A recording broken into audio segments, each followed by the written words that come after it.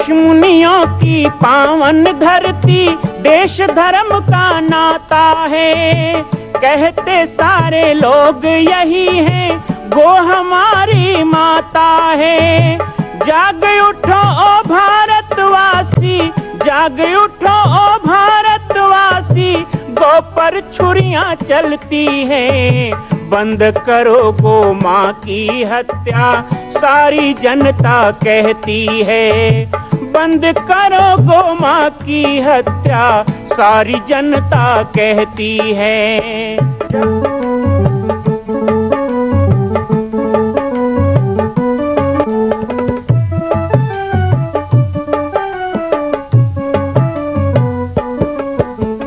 जगह जगह पर बूचड़ खाना, लाखों गौएं कटती हैं। किसे सुनाए व्यथा हमारी, नैना नीर बहाती हैं। रक्षा करना गौ माता की,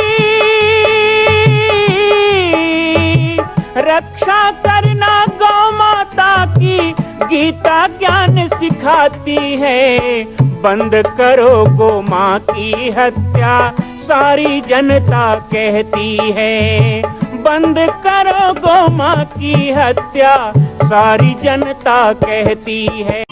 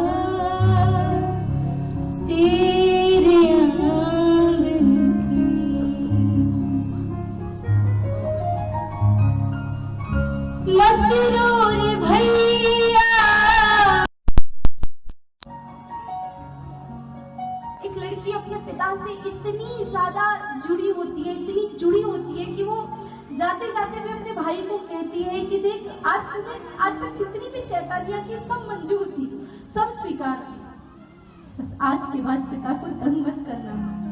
एक तू ही है जिस पूरे घर को संभाल सकता है। सारी लड़ाई सारे झगड़े सब एक तरफ रह जाते हैं और वो बेटी कहती है, मत रो रे भैया, मत रो रे भैया, मैं तेरी द्रौपदी, तू मेरा कन्हैया। लाज तू रखना रखियन की, मैं बिटिया।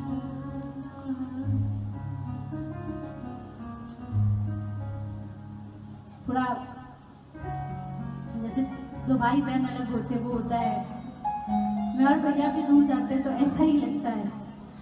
हमारे लिए तो सच में ऐसा लगता है कि 4-5 महीने में कभी कुंभ का ही मेला आता है, ये भी कुंभ है तभी मिलते हैं, है ना। और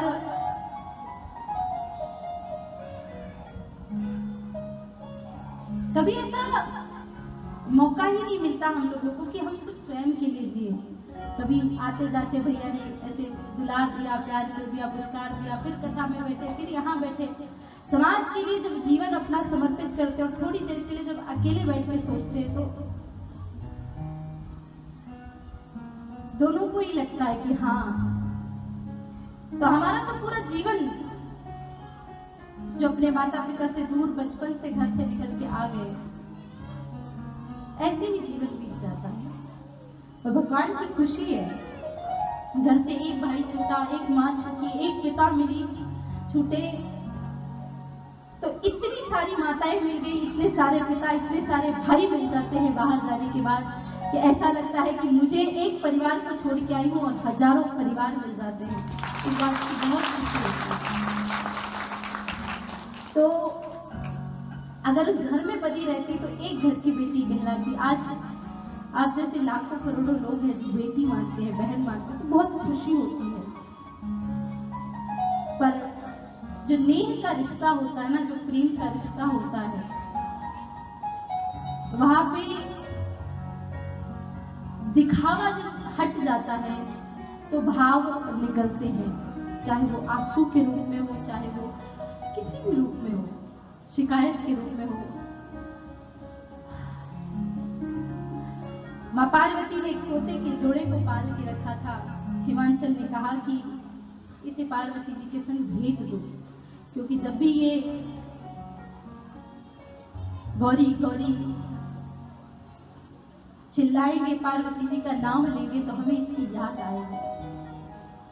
चल पड़ी माँ पार्वती, नंदी शृंगी भृंगी सबने पूरे कैलाश को बड़ी सुंदरता से सजाया, स्वागत किया माँ का। सब बड़े खुश हैं, बड़े प्रसन्न हैं, बड़े आनंदित हैं, सबके अंदर दिव्य भाव है। किसी घर में माँ आती है तो माँ के आते ही घर का वातावरण कितना सुंदर हो जाता है।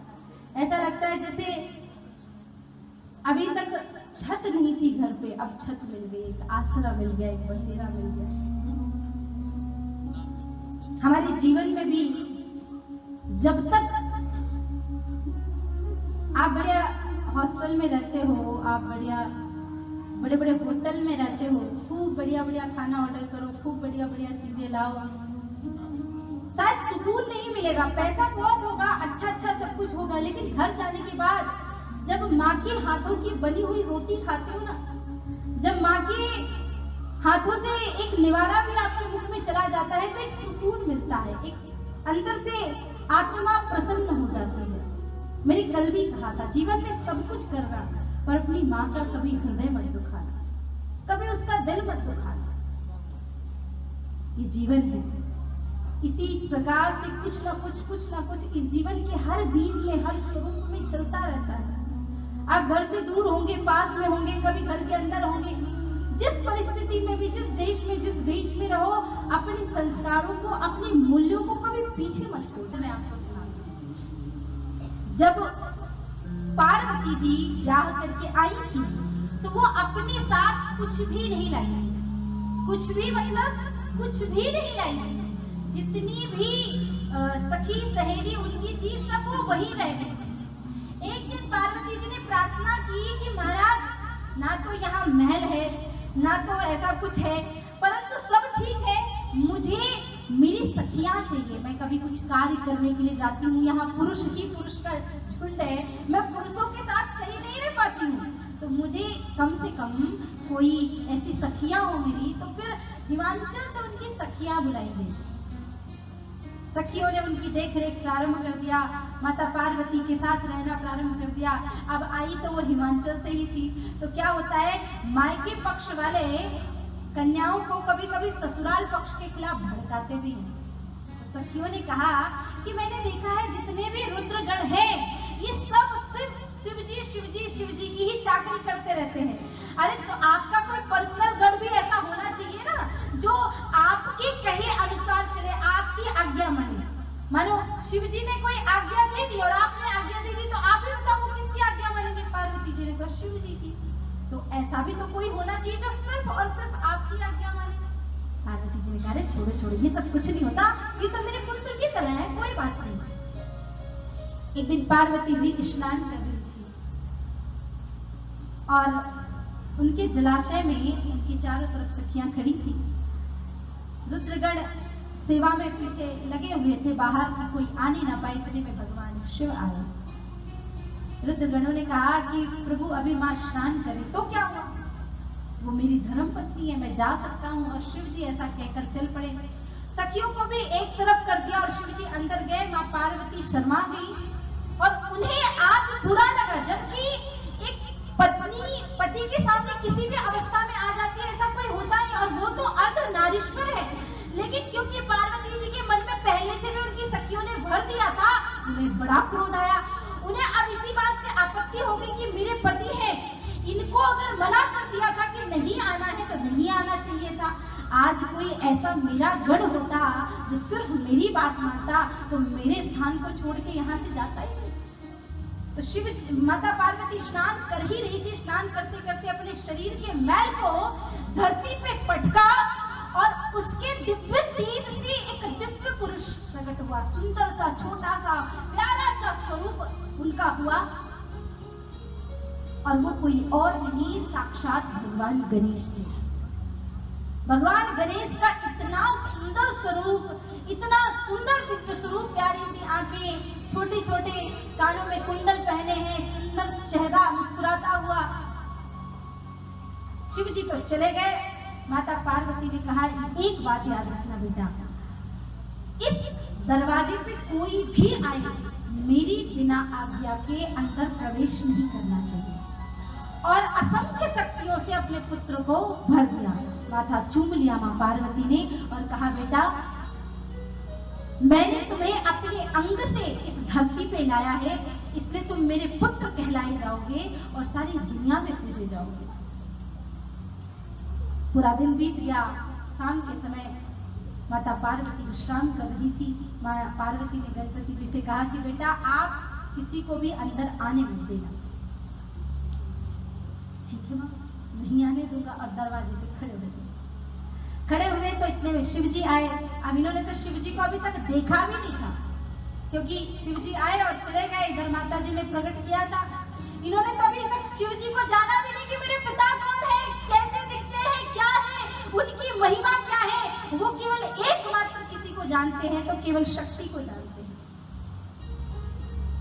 कहिए क्या काम है? अरे भाई, रुद्रगणों से पूछा ये कौन है? बोले माता का नया सेवक, इसको बताया नहीं। मुझे कुछ भी बताने या जानने की आवश्यकता नहीं है। अभी माता विश्राम कर रही है, आप कृपया जाइए। जब माता विश्राम कर लेंगी तो आप आ जाइएगा। शिव जी को बड़ा क्रोध आया।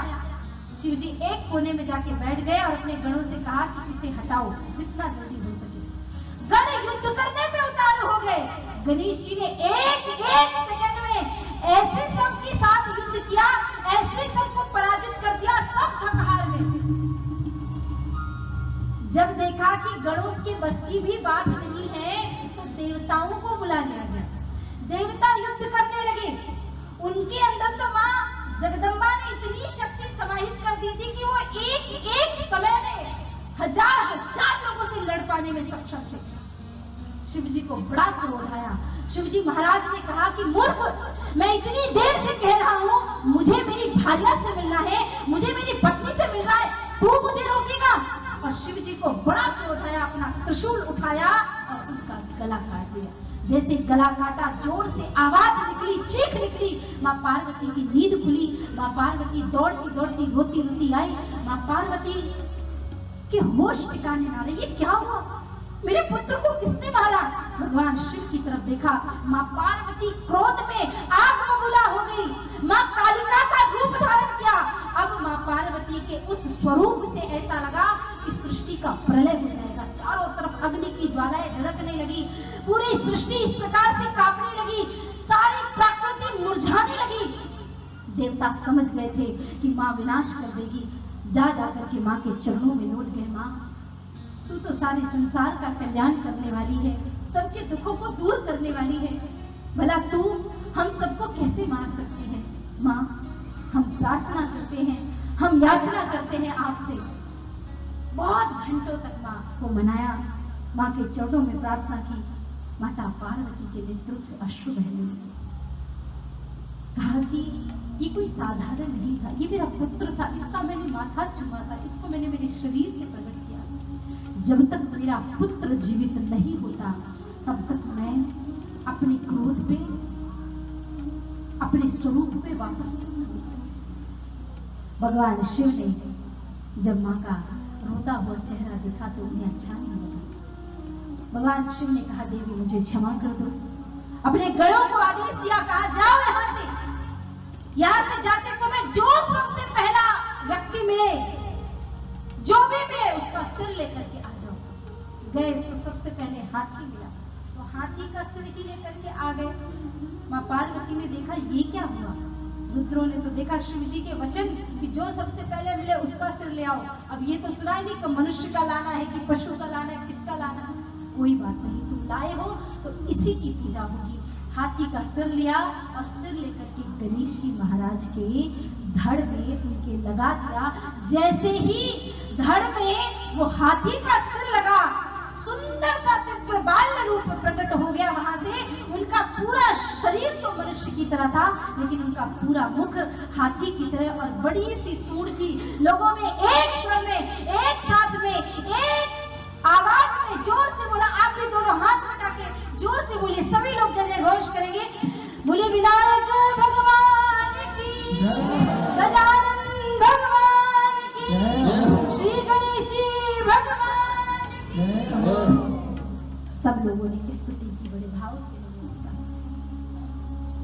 लंबोदरम परम सुंदर मेघदंतम रक्तांबरम त्रिनयनम परमं पवित्रम उद्वा दिवाकर करोज्ज्वल कायकांतम विघ्नेश्वरम सकल विघ्न हरम नमः।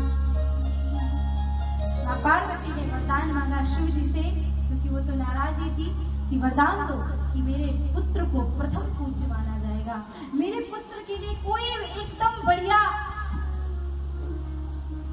सारे देवताओं से हट करके इसके पास कोई विधान हो वैसा आशीर्वाद। तो प्रथम पूजा का अधिकारी भी दे दिया और भगवान शिव ने यह आशीर्वाद दिया कि भाद्रपद की कृष्ण पक्ष चतुर्थी से विशेष दिन से श्री गणपति भगवान की पूजा की जाएगी। तो आज भी लोग अपने घरों में श्री गणपति भगवान को लेकर के आते हैं, उनकी स्थापना करते हैं, उनकी पूजन करते हैं और उनके अपने घर में स्थान देते हैं। सबसे ज्यादा भारतीय संस्कृति में पूजे जाने वाले देव गणेश ही हैं, क्योंकि कोई भी पूजा होती है वो गौरी गणेश के बिना पूरी होती ही नहीं। माँ कौशल्या की पावन जन्मभूमि छत्तीसगढ़ प्रांत में बालोद जिला में स्थित है श्री सर्वसिद्ध शक्तिपीठ जामड़ी पाटेश्वर धाम। परम पूज्य सद्गुरुदेव राजयोगी बाबा जी की तपस्थली श्री पाटेश्वर धाम और विश्व के अद्वितीय मां कौशल्या जन्मभूमि मंदिर निर्माण का दर्शन करने और इसी प्रकार समसामयिक विषयों पर अपना ज्ञान वर्धन करने के लिए और 10,000 गायों के लिए बनने वाले श्री हनुमान नंदीशाला गो अभ्यारण्य का समाचार प्राप्त करने के लिए आप सभी देखते रहें YouTube चैनल पर राम बालक दास, और हमारे चैनल को आप सभी सब्सक्राइब करें, घंटी का बटन दबाएं ताकि आप सूचनाओं से जुड़े रह सकें। जय श्री राम, जय गौ माता, जय गोपाल।